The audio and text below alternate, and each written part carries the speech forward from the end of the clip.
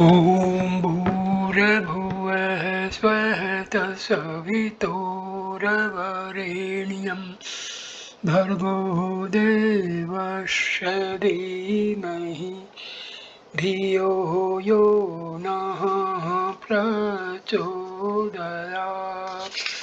ॐ शान्ति शान्ति शान्तिः। Namaste my dear friends, this is video number 18 on Gospel of Sri Ramakrishna Paramahamsa. This video number 18 starts with Divine Mother is the universal consciousness. The Divine Mother revealed to me in the Kali temple that it was she who had become everything. She showed me that everything was full of consciousness. The image was consciousness, the altar was consciousness, the water vessels were consciousness, the door sill was consciousness, the marble floor was consciousness, all was consciousness. I found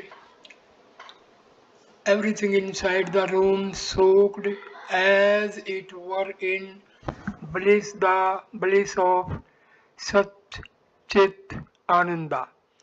I saw a wicked man in front of the Kali temple, but in him also I saw the power of the Divine Mother vibrating. That was why I fed a cat with the food that was to be offered to the Divine Mother. I clearly perceived that the Divine Mother herself had become everything, even the cat.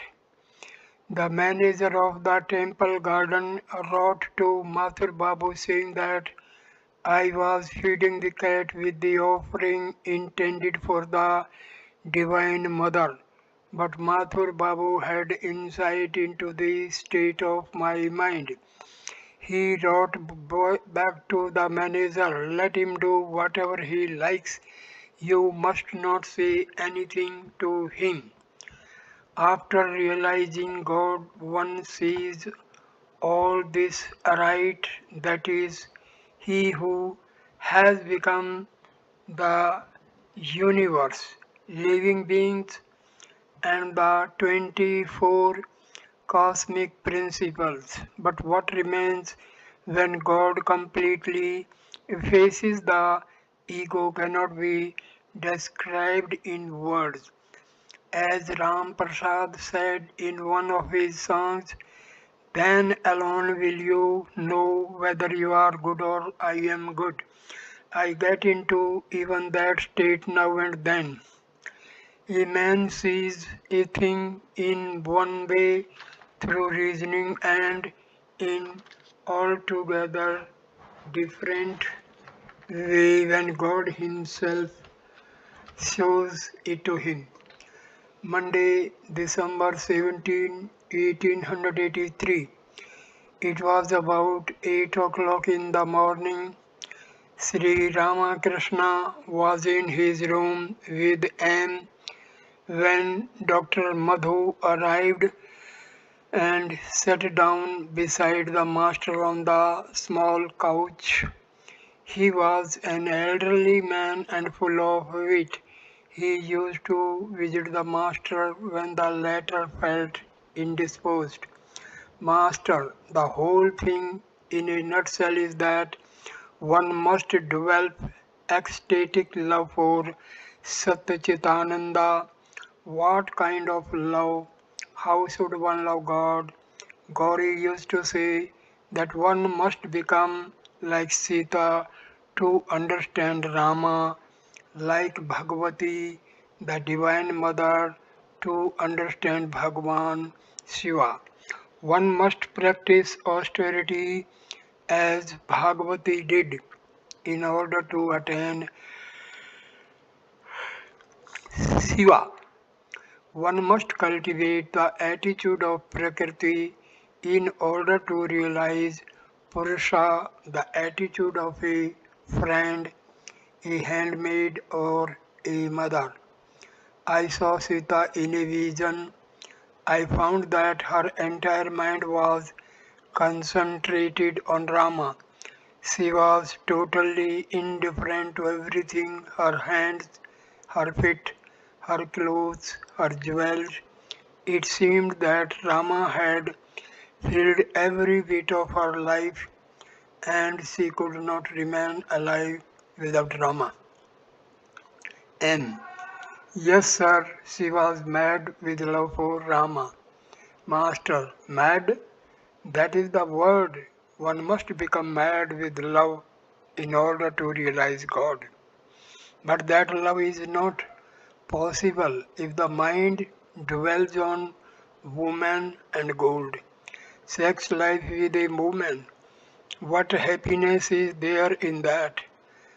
The realization of God gives 10 million times more happiness. Gauri used to say that when a man attains ecstatic love of God, all the pores of the skin, even the roots of the hair, become like so many sexual organs, and in every pore the aspirant enjoys the happiness of communion with the Atma. One must call on God with a longing heart. One must learn from the Guru how God can be realized. Only if the Guru himself has attained perfect knowledge can he show the way. A man gets rid of all desires when he has perfect knowledge. He becomes like a child 5 years old. Sages like Dattaraya and Jadabharta had the nature of a child, and one bears about them. But there were many others like them that the world does not hear about. Master, yes, the Jnani gets rid of all desire. If any is left, it does not hurt him.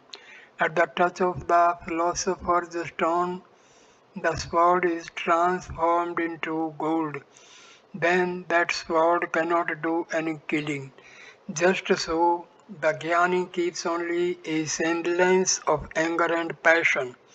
They are anger and passion only in name and cannot injure him. And yes, sir, the Jnani goes beyond the three gunas, as you say. He is not under the control of any of the gunas, sattva, rajas, or tamas. All these three are so many robbers, as it were, masters. Yes, one must assimilate that. And in this world, there are perhaps not more than 3 or 4 men of perfect knowledge, master. Why do you say that? One sees many holy men and sannyasis in the monasteries of Upper India. And well, I too can become a sannyasi like one of those. The master fixed his gaze on M and said, by renounce everything. M. What can a man achieve unless he gets rid of Maya? What will a man gain by merely being a sannyasi if he cannot subdue Maya? Both remained silent a few minutes. M. Sir, what is the nature of the divine love transcending the three gunas? Master, attaining that love, the devotee sees everything full of spirit and consciousness. To him, Krishna is consciousness and his sacred abode is also consciousness. The devotee too is consciousness. Everything is consciousness. Very few people attain such love. Dr. Madhu, the love transcending the three gunas means, in other words, that the devotee is not under the control of any of the gunas. Master smiling, yes, That's it. He becomes like a child, 5 years old, not under the control of any of the gunas. The master was resting after his noon meal. Mani Malik arrived and saluted him. Sri Ramakrishna remained lying on the couch and said a word or two to Mani. Mani, I hear you visited Krishna, Keshav Sen, master. Yes, how is he now, Mani? He has not recovered to any extent from his illness. Master, I found him to be very rajasic. I had to wait a long time before I could see him. The master sat upon the couch and continued his conversation with the devotees. Master to M. I became mad for Rama. I used to walk about carrying an image of Ramlala given to me by a monk. I bathed it, fed it, and laid it down to sleep. I carried it wherever I went. I became mad for Ramlala. Chapter 17, M at Dakshineshwar, Part 1. Tuesday, December 18, 1883. Sri Ramakrishna was seated in his room with his devotees.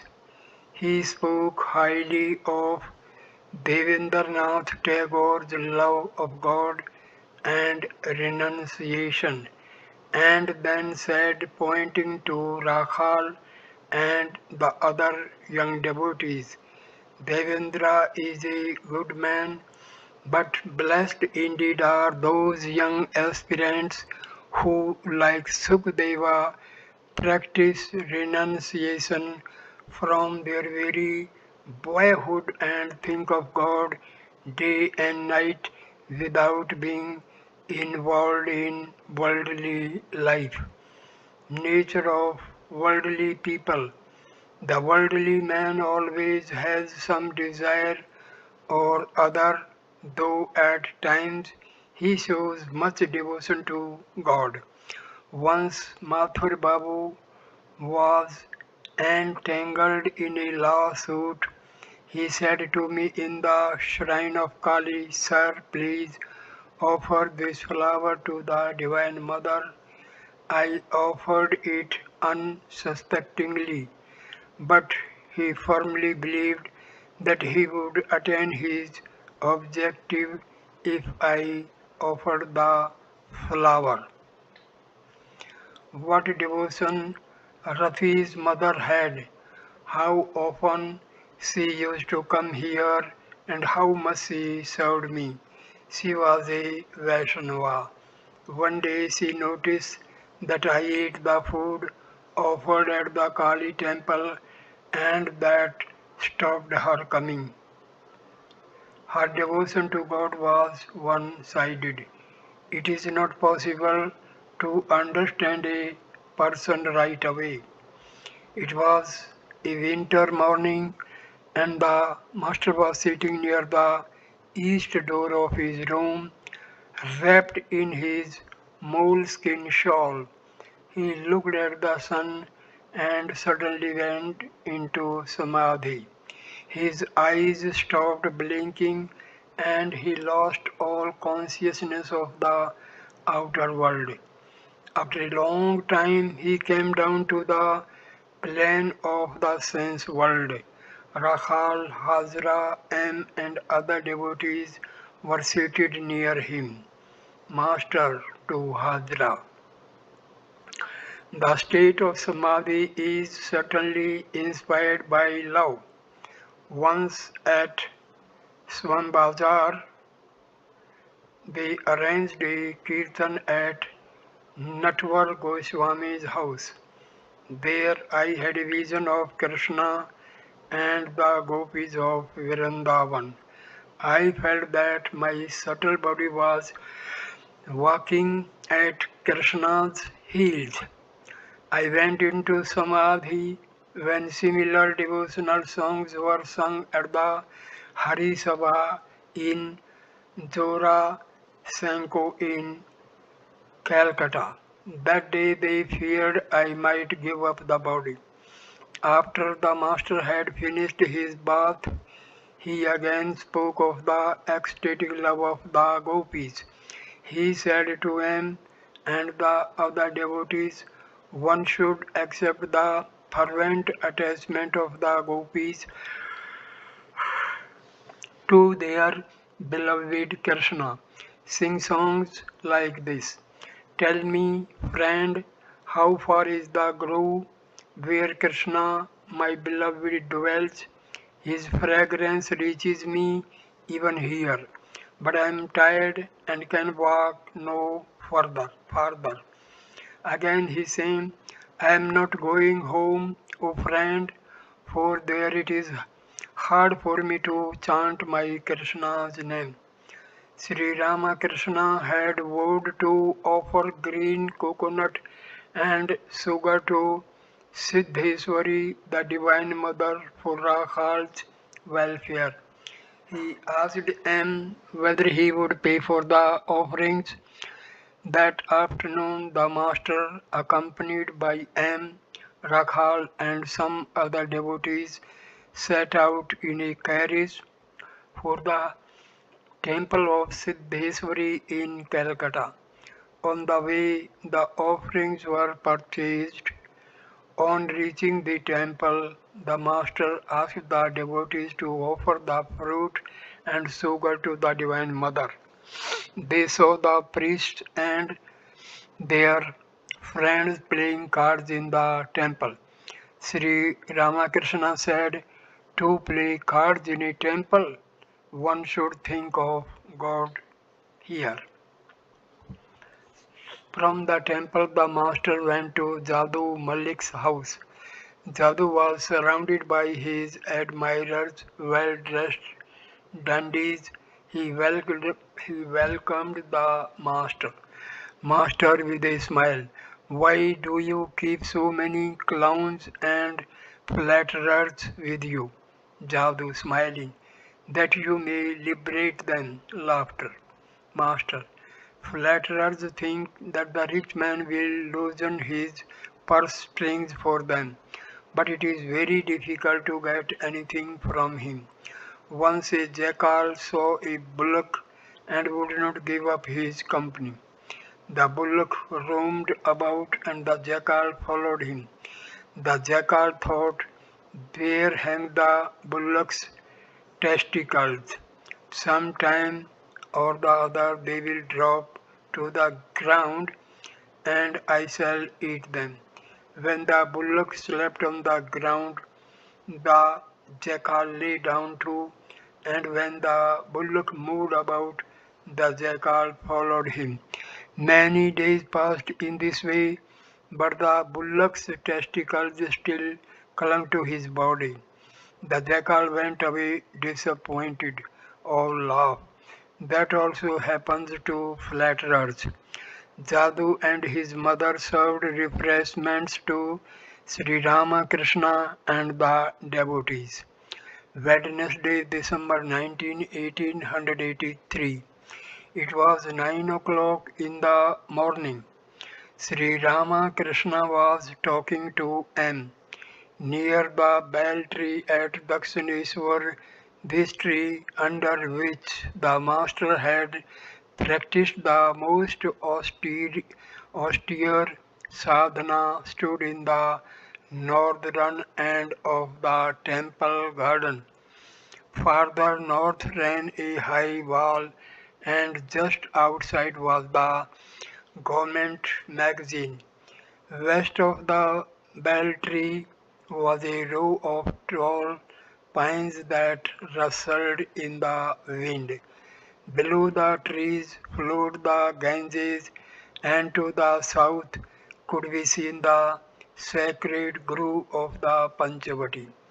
The dense trees and underbrush hid the temples. No noise of the outside world reached the bell tree. Master to M. But one cannot realize God without renouncing woman and gold. M. Why did not Vasishtha say to Rama, O Rama, you may renounce the world if the world is outside God?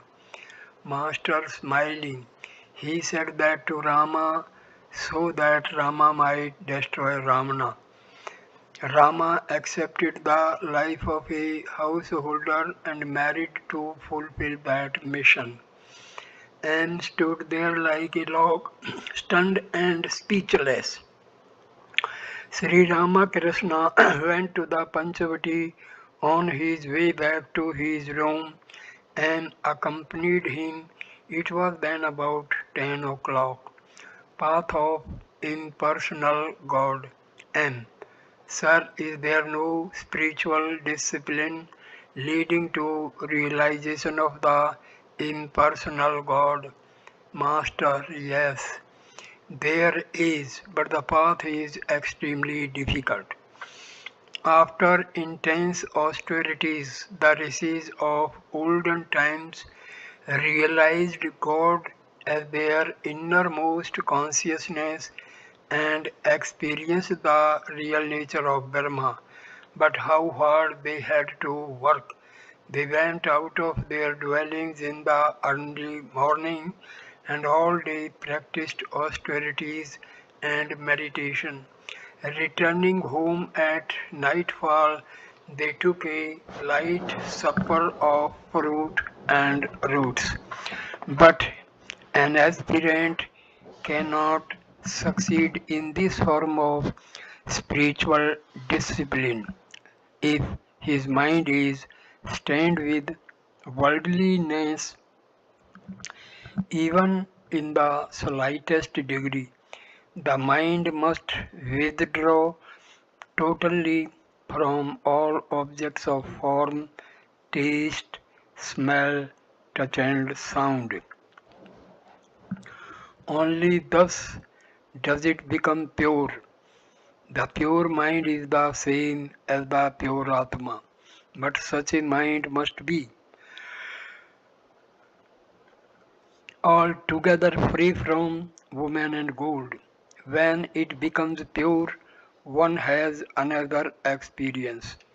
One realizes God alone is the doer and I am his instrument. One does not feel oneself to be absolutely necessary to others either in their misery or in their happiness. Once a wicked man beat into unconsciousness a monk who lived in a monastery. On regaining consciousness, he was asked by his friends, who is feeding you milk? The monk said, he who beat me is now feeding me. And yes, sir, I know that story. Obstacles to Samadhi. Master, it is not enough to know it. One must assimilate its meaning. It is the thought of worldly objects that prevents the mind from going into Samadhi. One becomes established in Samadhi when one is completely rid of worldliness. It is possible for me to give up the body in Samadhi, but I have a slight desire to enjoy the love of God and the company of His devotees. Therefore, I pay a little attention to my body. There is another kind of samadhi called Unmana Samadhi. One attains it by suddenly gathering the dispersed mind. You understand what that is, don't you? And yes, sir. Master, yes. It is the sudden withdrawal of the dispersed mind to the ideal. But that samadhi does not last long. Worldly thoughts intrude and destroy it. The yogi slips down from his yoga. At Kamarpukur, I have seen the mongoose living in its hole up in the wall. It feels snug there. Sometimes people tie a brick to its tail. Then the pull of the brick makes it come out of its hole. Every time the mongoose tries to be comfortable inside the hole, it has to come out because of the pull of the brick. Such is the effect of brooding on worldly objects that it makes the yogi stray from the path of yoga. Worldly people may now and then experience samadhi. The lotus blooms, no doubt, when the sun is up, but its petals close again when the sun is covered by a cloud. Worldly thought is the cloud. And is not it possible to develop both jnana and bhakti by the practice of spiritual discipline? Master, through the path of bhakti, a man may attain them both. If it is necessary, God gives him the knowledge of Brahma, but a highly qualified aspirant may develop both jnana and bhakti at the same time. Such is the case with the Isvara Kotis, Chaitanya for example. But the case of ordinary devotees is different. There are five kinds of light: the light of a lamp, the light of various kinds of fire, the light of the moon, the light of the sun, and lastly, the combined light of the sun and the moon. Bhakti is the light of the moon and jnana the light of the sun. Sometimes it is seen that the sun has hardly set when the moon rises in the sky. In an incarnation of God, one sees at the same time the sun of knowledge and the moon of love. Can everyone, by the mere wish, develop knowledge and love at the same time? It depends on the person. One bamboo is more hollow than another. It is possible for all to comprehend the nature of God. Can a one seer pot hold 5 seers of milk? But what about the grace of God? Through His grace is small, through His grace a camel can pass through the eye of a needle. Master, but it is possible to obtain God's grace just like that. A beggar may get a penny if he asks for it, but suppose he asks you right off for his train fare, how about that? M stood silent. The master too remained silent. Suddenly he said, yes, it is true. Through the grace of God, some may get both jnana and bhakti. M saluted the master and went back to the bale tree. At midday, finding that M had not yet returned, Sri Ramakrishna started towards the bale tree, but on reaching the Panchavati, he met M carrying his prayer carpet and water jug. M saluted the master. Sri Ramakrishna said to M, I was coming to look for you. Because of your delay, I thought you might have scaled the wall and run away. I watched your eyes this morning and felt apprehensive lest you should go away like Narayana Sastri. Then I said to myself, no, he won't run away. He thinks a great deal before doing anything. The same night the master talked to M. Rakhal, Latu, Haris, and a few other devotees. Master to M. Some people give a metaphysical interpretation of the Vrindavan episode of Sri Krishna's life. What do you say about it? And there are various opinions. What if there are? You have told us the story of Bhishma Deva's weeping on his bed of arrows because he could not understand anything of God's way.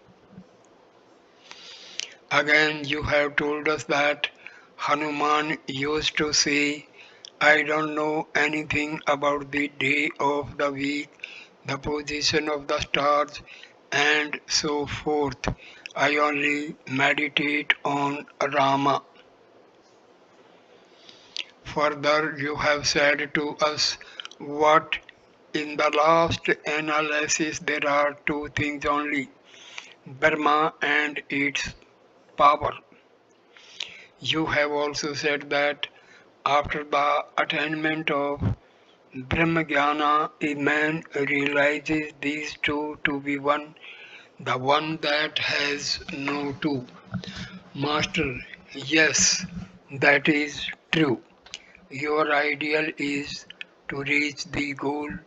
You may reach it by going either through a thorny forest or along a good road.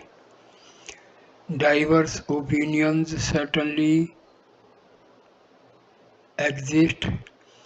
Nagata used to say that the monks could not be feasted because of the diversity of their views.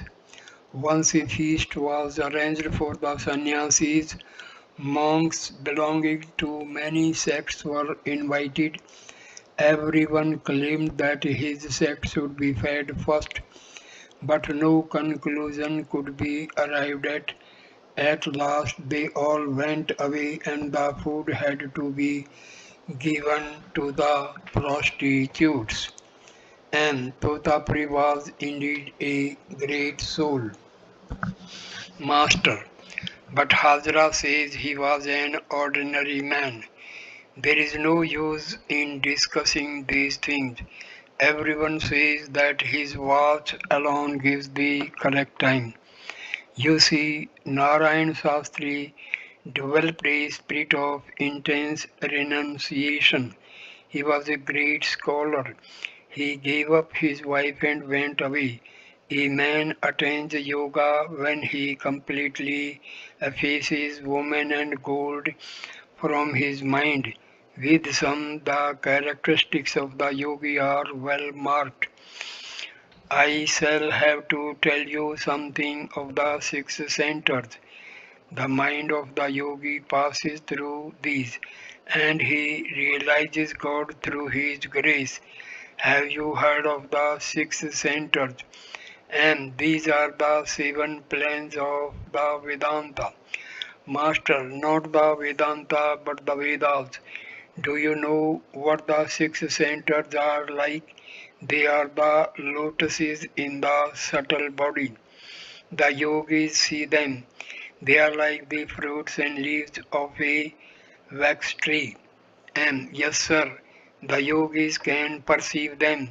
I have read that there is a kind of glass through which a tiny object looks very big. Likewise, through yoga, one can see those subtle lotuses following Sri Ramakrishna's direction and spent the night in the hut at the Panchavati. In the early hours of the morning, he was singing alone, I am without the least benefit of prayer and austerity, O Lord. I am the lowliest of the lowly. Make me pure with thy hallowed touch. One by one I pass my days in hope of reaching thy lotus feet. But thee, alas, I have not found.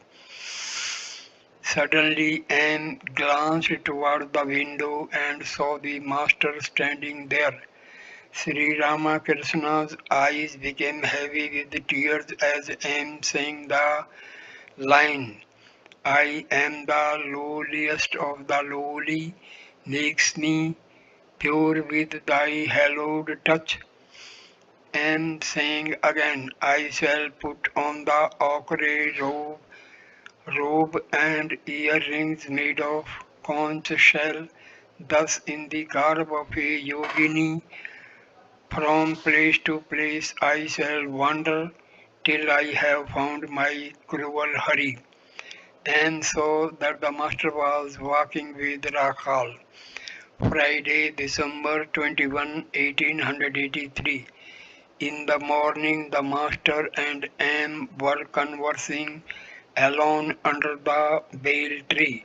The master told him many secrets of spiritual discipline, exhorting him to renounce woman and gold. He further said that the mind at times becomes one's guru.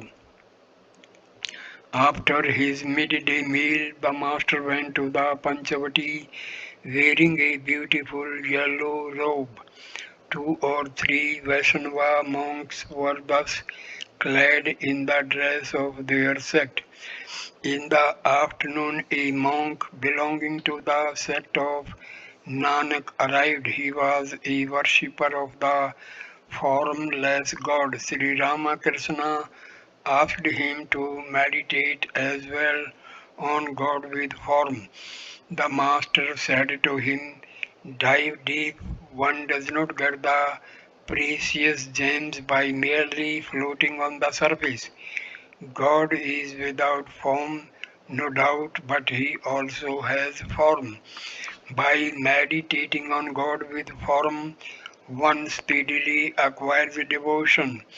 Then one can meditate on the formless God. It is like throwing a letter away after learning its contents and then setting out to follow its instructions.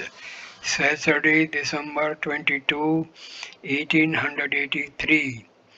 Rakhal, Harish, M and Lattu had been staying with Sri Ramakrishna at Dakshineswar. About 9 o'clock in the morning, the master was sitting with them on the southeast veranda of his room when Balram's father and Devendra Ghosh of Shamapukur arrived. A devotee, sir, how does one obtain love for God? Master, go forward. The king dwells beyond the 7 gates. You can see him only after passing through all the gates. At the time of the installation of Annapurna at Chanak, I said to Dwarika Babu, large fish live in the deep water of a big lake. Throw some spiced bait into the water, then the fish will come. Attracted by its smell, now and then they will make the water splash. Devotion and ecstatic love are like the spiced bait. Divine incarnation. God sports in the world as man. He incarnates himself as man, as in the case of Krishna, Rama, and Chaitanya. Once I said to Keshav, the greatest manifestation of God is in man. There are small holes in the bulk of a field where crabs and fish accumulates in the rainy season. If you want to find them, you must seek them in the holes. If you seek God, you must seek Him in the incarnations. The Divine Mother of the universe manifests herself through the 3.5 cubit man. There is a song that says, O Mother, what a machine is this that thou hast made? What pranks thou played with this toy, 3.5 cubits high. One needs spiritual practice in order to know God and recognize divine incarnations. Big fish live in the large lake, but to see them must throw spiced baits beat in the water. There is butter in milk, but one must churn the milk to get it. There is oil in mustard seed, but one must press the seed to extract the oil. Devotee, has God form or is he formless? Master, wait. First of all, you must go to Calcutta, then only will you know where the Maidan, the Asiatic Society and the Bengal Bank are located. If you want to go to the Brahmin quarter of Khardaha, you must first of all go to Khardaha. Why should it not be possible to practice the discipline of the formless God? But it is very difficult to follow that path. One cannot follow it without renouncing woman and gold.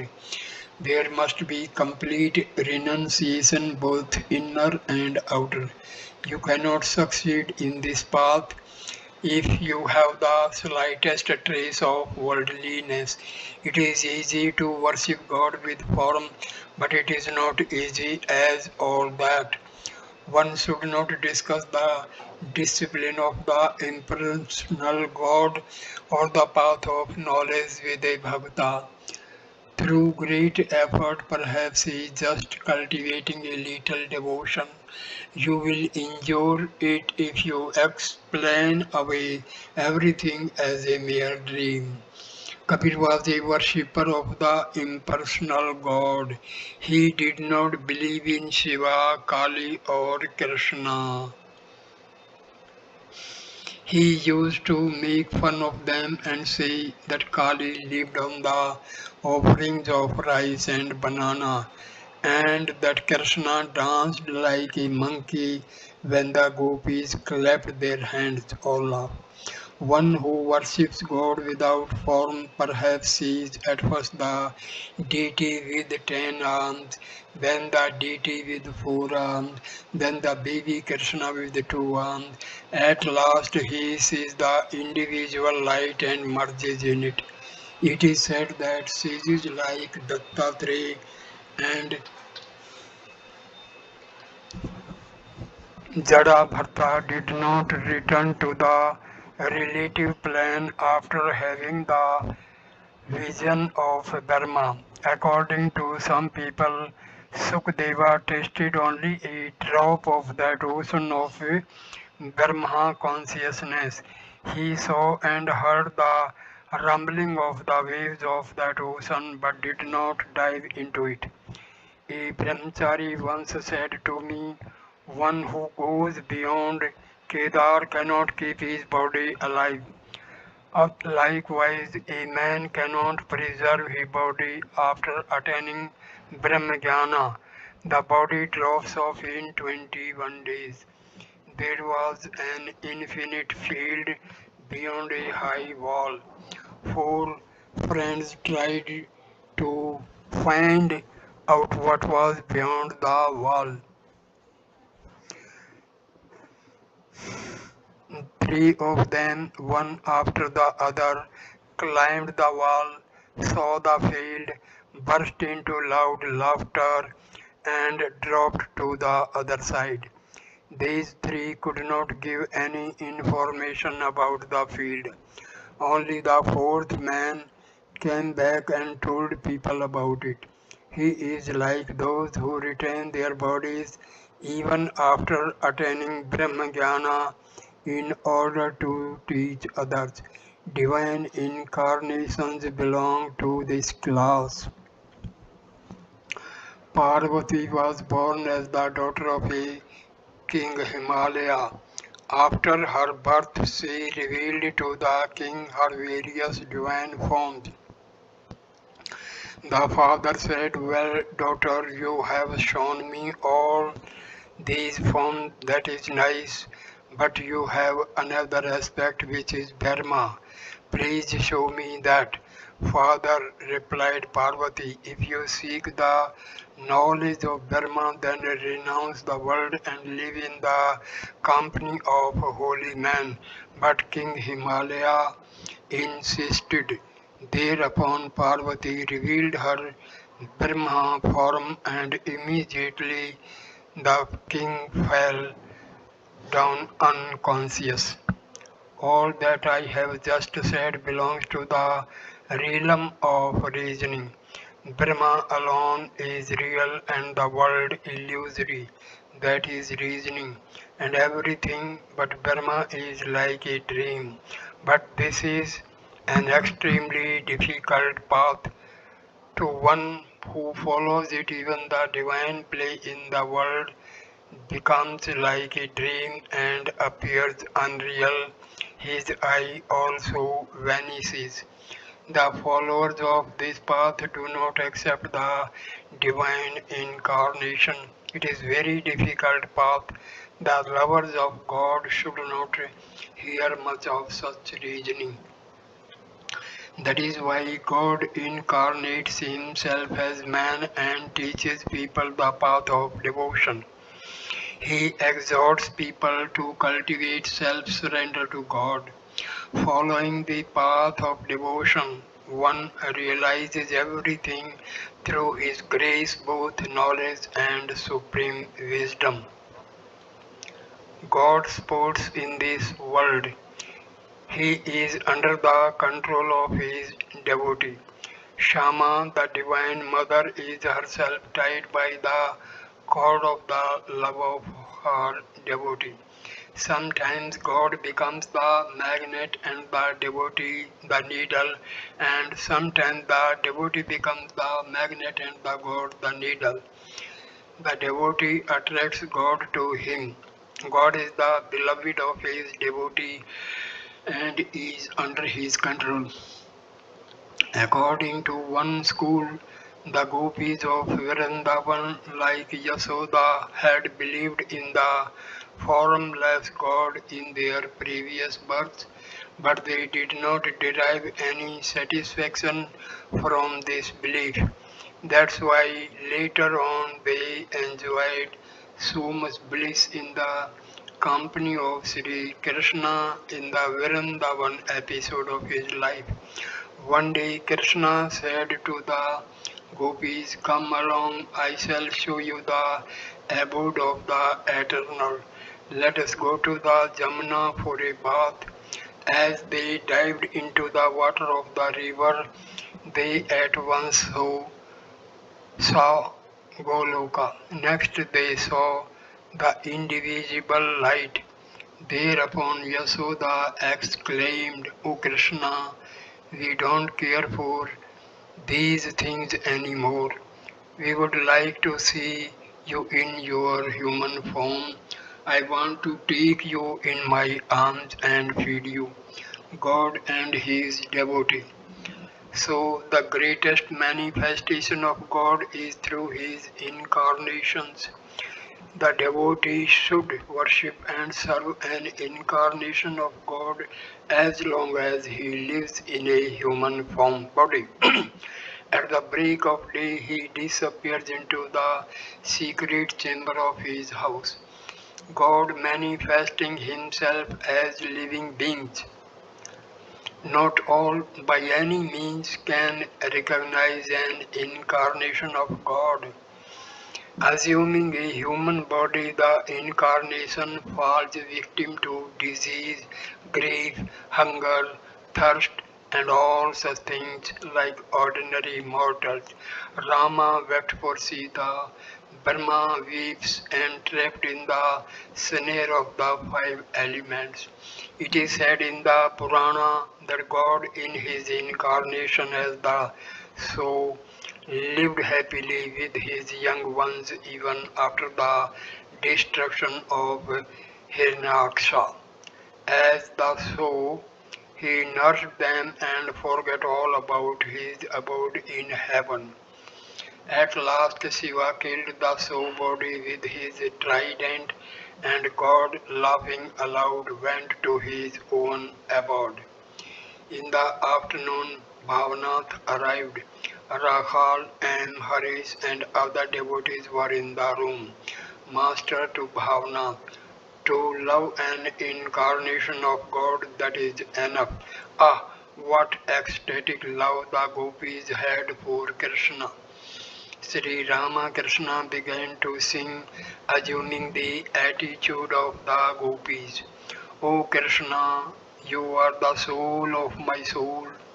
Then he sang, I am not going home, O friend, for there it is hard for me to chant my Krishna's name. And again, O friend, that day I stood at my door as you were going to the woods.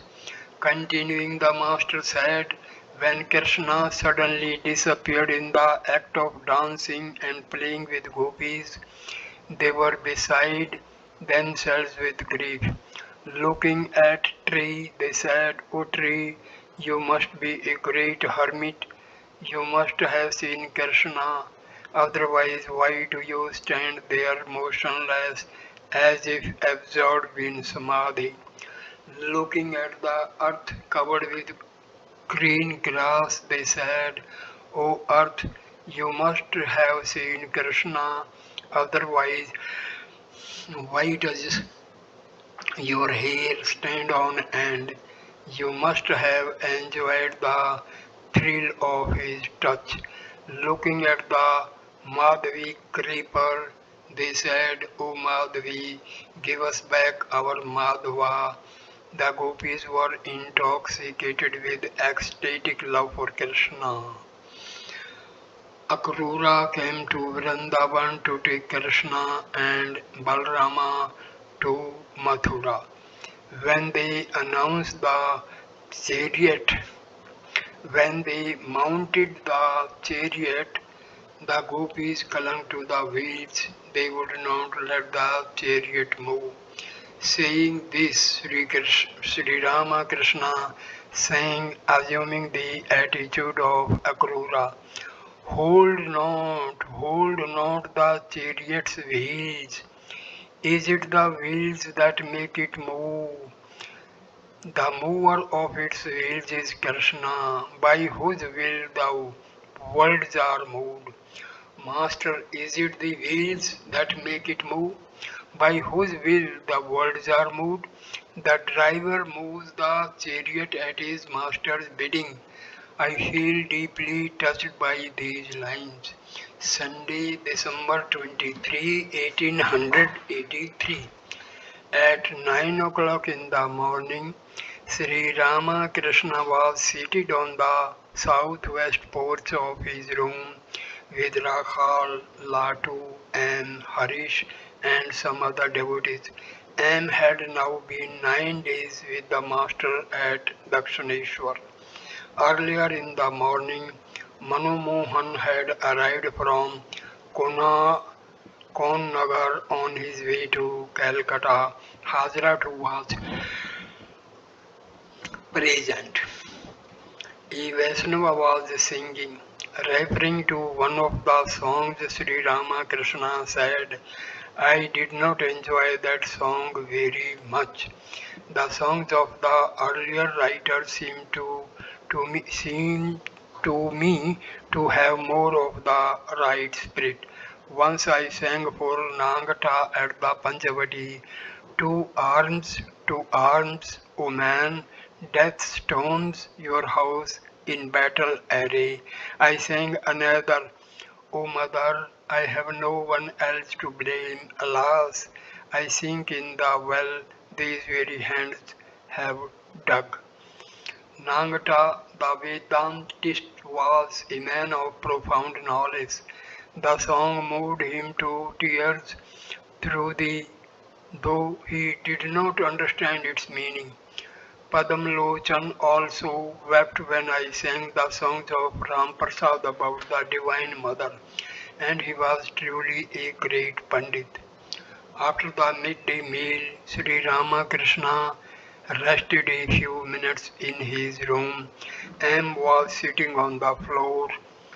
The master was delighted to hear the music that was being played in the Nahabat. He then explained to M that Brahma alone has become the universe and all living beings. Master, referring to a certain place, someone One said to me, "Nobody sings the name of God there. It has no holy atmosphere." No sooner did he say this than I perceived that it was God alone who had become all living beings. They appeared as countless bubbles or reflections in the ocean of Satchitananda. Again, I find sometimes that living beings are like so many pills made of indivisible consciousness. Once I was on my way to Burdwan from Kamarpukur. At one place I ran to the meadow to see how living beings are sustained. I saw ants crawling there. It appeared to me that every place was filled with consciousness. Hajra entered the room and sat on the floor. Master, again I perceive that living beings are like different flowers with various layers of petals. They are also revealed to me as bubbles, some big, some small. Master's childlike mood. While describing in this way the vision of different divine forms, the Master went into an ecstatic state and said, "I have become, I am here." Uttering these words, he went into Samadhi. His body was motionless. He remained in that state a long time and then gradually regained partial consciousness of the world. He began to laugh like a boy and pace the room. His eyes radiated bliss as if he had seen a wondrous vision. His gaze was not fixed on any particular object, and his face beamed with joy. Still pacing the room, the Master said, "I saw the Paramahamsa who stayed under the banyan tree, walking thus with just such a smile. Am I too in that state of mind?" He sat on the small couch and engaged in conversation with the Divine Mother. "Master, I do not even care to know, Mother, may I have pure love for thy lotus feet." 2m. One attains this state immediately after freeing oneself of all grief and desire. To the Divine Mother, thou hast done away with my worship. Please see, Mother, that I do not give up all desire. Mother, the Paramhamsa is but a child. Doesn't a child need a mother? Therefore, thou art the mother and I am the child. How can the child live without the mother? Sri Ramakrishna was talking to the Divine Mother in a voice that would have melted even a stone. Again, again he addressed her, saying, "Mere knowledge of Advaita, I spit on it. Thou does thou dost exist as long as thou dost keep the ego in me. The Paramhamsa is but a child. Does not a child need a mother?" And sat there speechless and looked at the divine manifestation in the Master. He said to himself, "The Master is an ocean of mercy that knows no motive. He has kept himself in the state of a Paramahamsa that he might, as a teacher, awaken the spiritual consciousness of myself and other earnest souls." And further thought, the Master says, "Advaita Chaitanya Nityananda." That is to say, through the knowledge of the non-dual Brahma, one attains consciousness and enjoys eternal bliss. The Master has not only attained the knowledge of non-duality, but it is in a state of eternal bliss. He is always drunk with ecstatic love for the Mother of the Universe. With folded hands, Hazra looked at the master and said every now every now and then, how blessed you are, how blessed you are, Master to Hazra, but you have hardly any faith. You simply live here to add to the play like Jatila and Kutila. In the afternoon and paced the temple garden alone. He was deeply absorbed in the thought of the master and was pondering the master's words concerning the attainment of the exalted state of the Paramahamsa. After the elimination of the grief and desire, M said to himself, who is this Sri Ramakrishna acting as my teacher? Has God embodied himself for our welfare? The Master himself says that none but an incarnation can come down to the phenomenal plan from the state of Nirvikalpa Samadhi. Monday, December 24, 1883. At 8 o'clock in the morning, Sri Ramakrishna and M were talking together in the pine grove at the northern end of the temple garden. This was the 11th day of M's stay with the master. It was winter. The sun had just risen. The river was flowing north with the tide.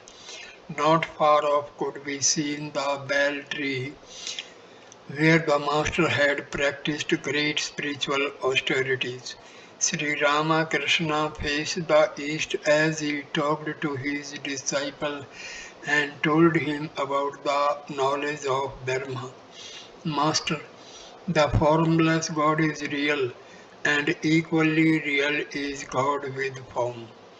Nagata used to instruct me about the nature of Satya Chitananda Brahma. He would say that it is like an infinite ocean, water everywhere, to the right, left, above, and below. Water enveloped in water. It is the water of the great cause, motionless. Waves spring up when it becomes active. Its activities are creation, preservation, and destruction. Again, he used to say that Burma is where reason comes to stop. There is the instance of camphor, nothing remains after it is burnt, not even a trace of ash. Burma is beyond mind and speech. A salt dole entered the ocean to measure its depth, but it did not return to tell others how deep the ocean was. It melted in the ocean itself. The rishis once said to Rama, O Rama, sages like Bhardavas may very well call you an incarnation of God, but we cannot do that. We adore the word Brahma. We do not want the human form of God. Rama smiled and went away, pleased with their adoration.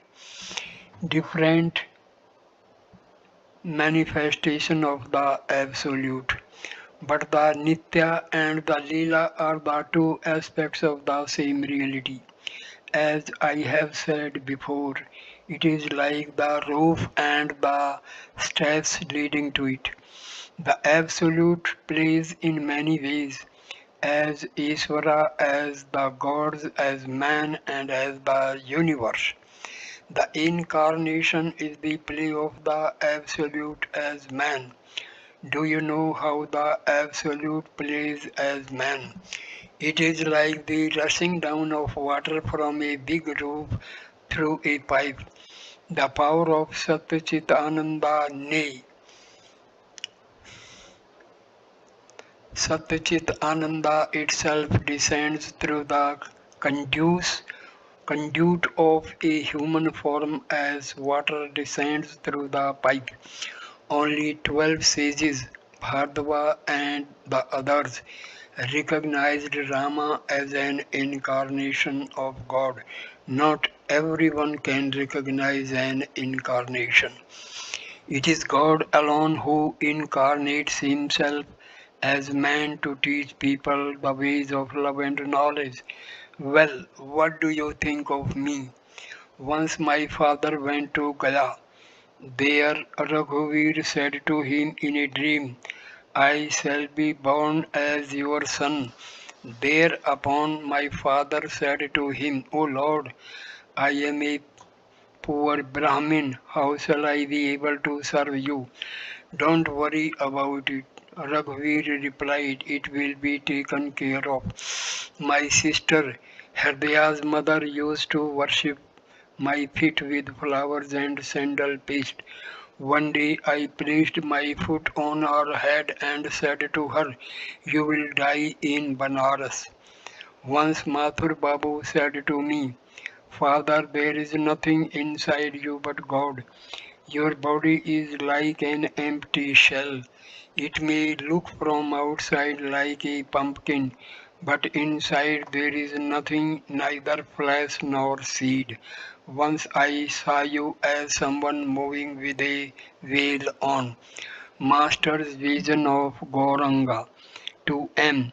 I am shown everything beforehand. Once I saw Gauranga and his devotees singing Kirtan in the Panchavati. I think I saw Balram there and you too. I wanted to know the experiences of Gauranga and was shown them at Shama Bazar in our native district. A crowd gathered, they even climbed the trees and the walls. They stayed with me day and night. For 7 days I had no privacy whatever. Thereupon I said to the Divine Mother, Mother, I have had enough of it. I am at peace now. I shall have to be born once more. Therefore I am not going all knowledge. I am not giving all knowledge to my companions. With a smile, suppose I give you all knowledge. Will you then come to me again so willingly? I recognized you on hearing you read the Chaitanya Bhagavat. You are my own. The same substance like father and son. All of you are coming here again. When you pull one part of the Kalmi creeper, all the branches and sun, all the branches come towards you. You are relative like brothers.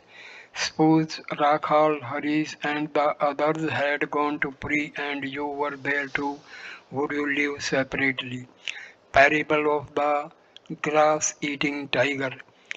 Before you came here, you did not know who you were. Now you will know it is God who, as the Guru, makes one know. Nangta told the story of the tigress and the herd of goats. Once a tigress attacked a herd of goats. A hunter saw her from a distance and killed her.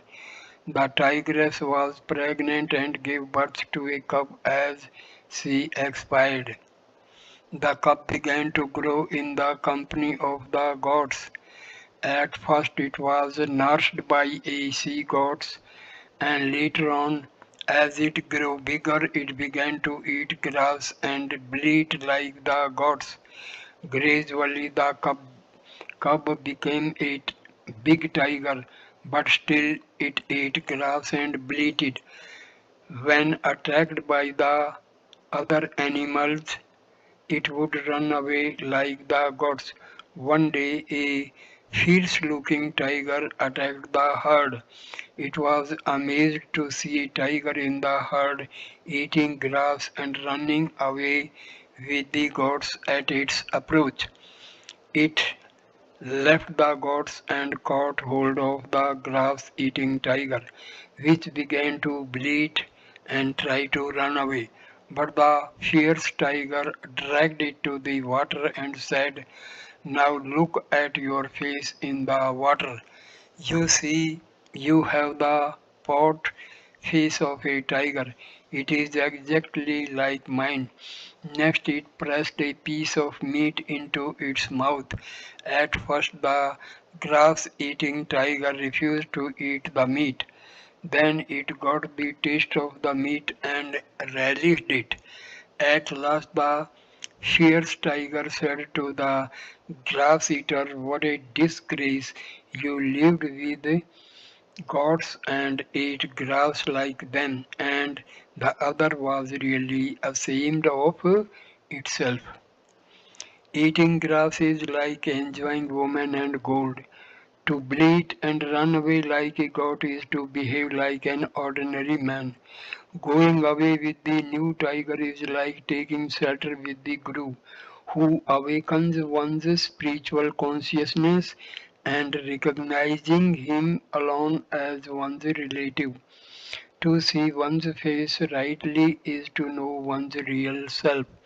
Sri Ramakrishna stood up. There was silence all around, dis- disturbed only by the gentle rustling of the pine needles and the murmuring of the Ganges. The master went to the Panchavati and then to his room, talking all the while with them. The disciple followed him fascinated.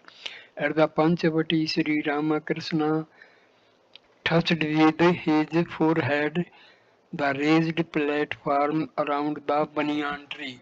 This was the place of his intense spiritual discipline, where he had wept bitterly for the vision of the Divine Mother, where he had held intimate communion with her, and where he had seen many divine forms.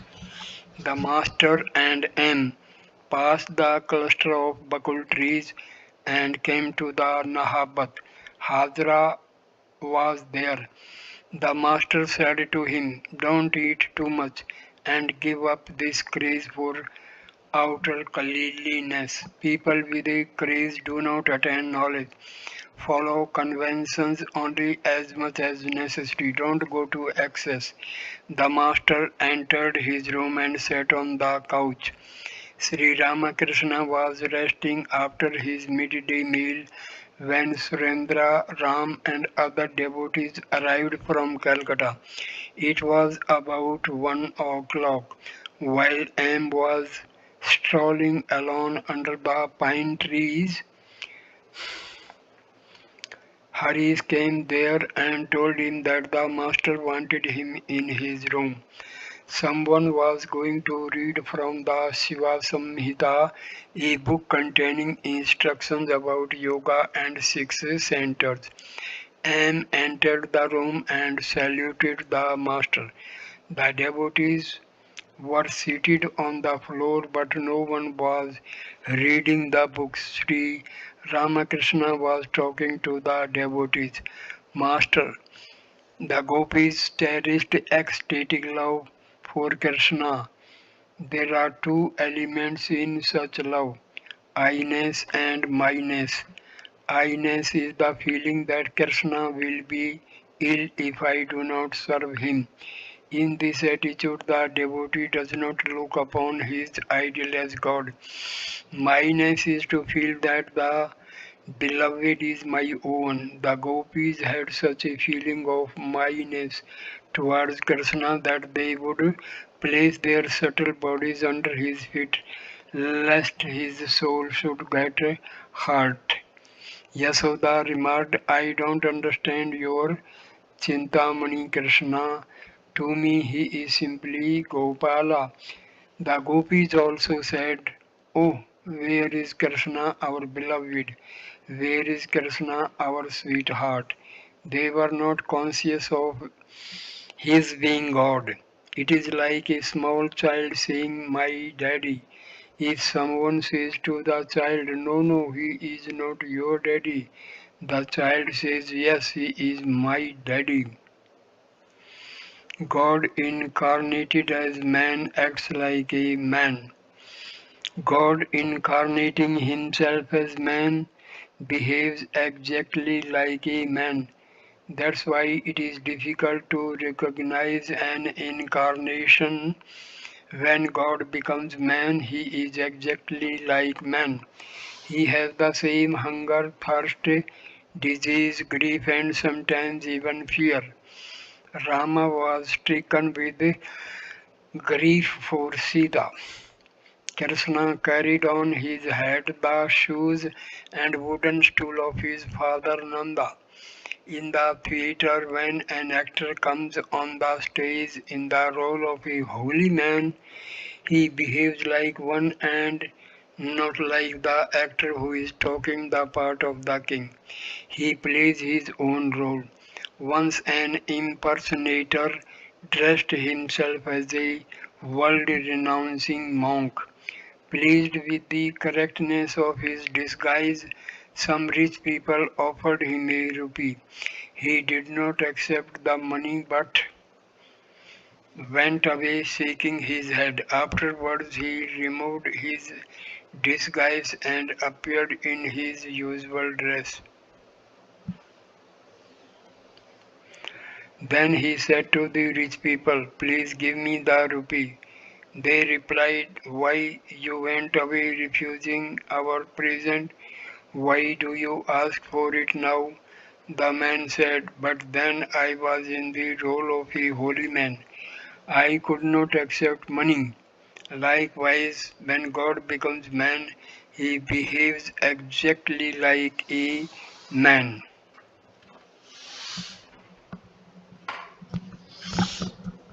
At Vrindavan, one sees many places associated with Krishna's life.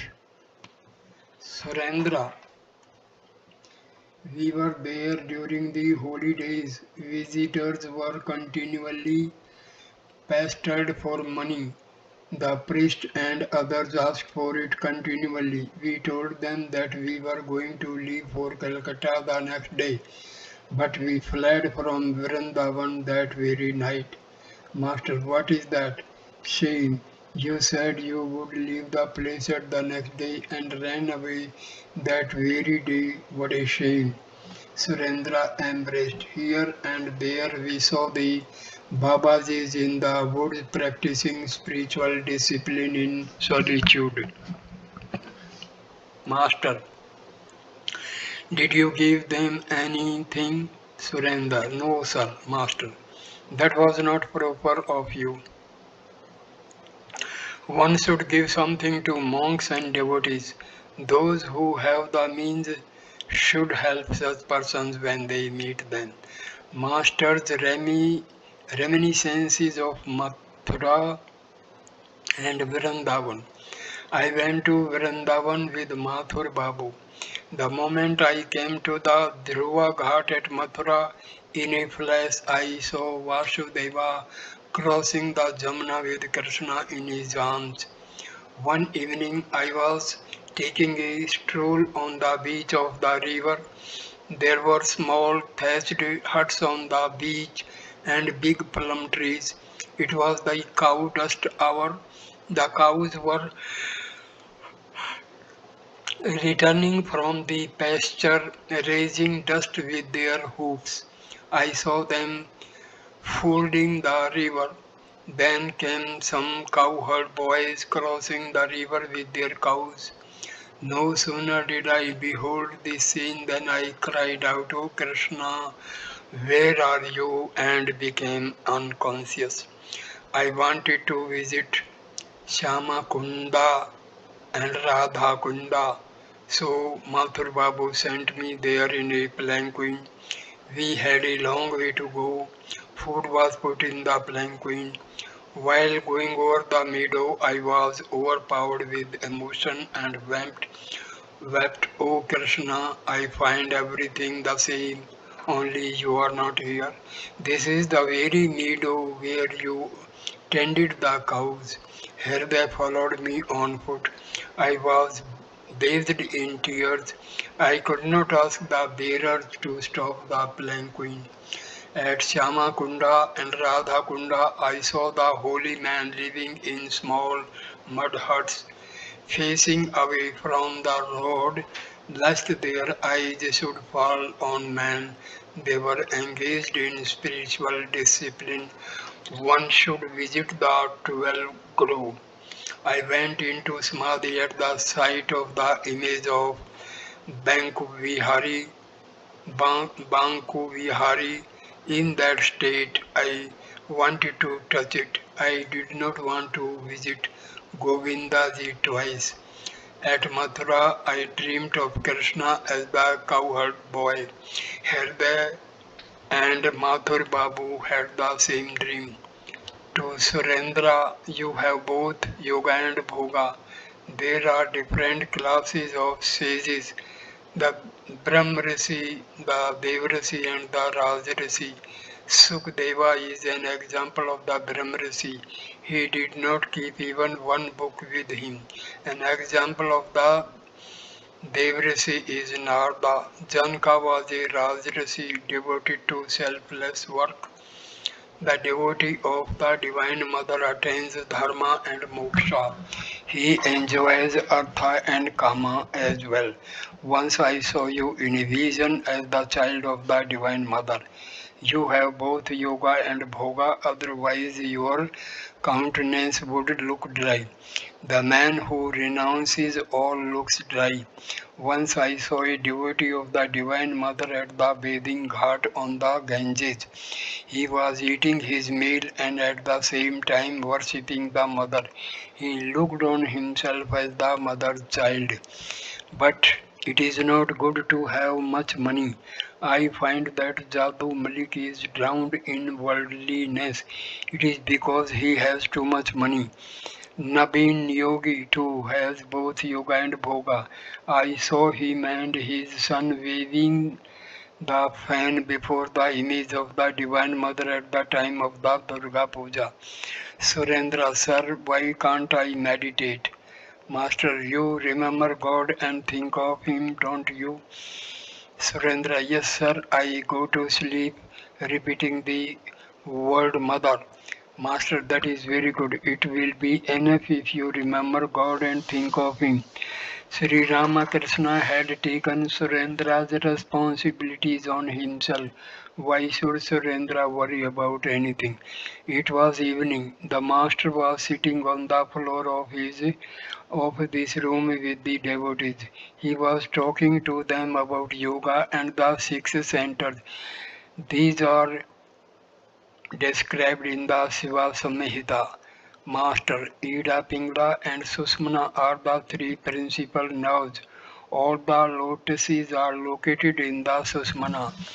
They are formed of consciousness like a tree made of wax, the branches, twigs, fruits, and so forth of all wax. The Kundalini lies in the lotus of the Mooladhara. That lotus has four petals. The primordial energy resides in all bodies as the Kundalini. She is like a sleeping snake coiled up of the form of a sleeping snake having the Mooladhara for her abode. To end, the Kundalini is speedily awakened if one follows the path of bhakti. God cannot be seen unless he is awakened. Sing earnestly and secretly in solitude. Waken, O Mother, O Kundalini, whose nature is bliss eternal. Thou art the serpent coiled in sleep in the lotus of Mooladhara. Ram Prasad achieved perfection through singing. One obtains the vision of God if one sings with yearning heart, and great grief and distress of mind disappear if one has these experiences but once. At this point, I conclude this video. Please like, comment and share the video and subscribe the channel. Namaskar my dear friends. Next video number 19 will start with a proper time for spiritual unfoldment. Namaskar my dear friends. Namaskar.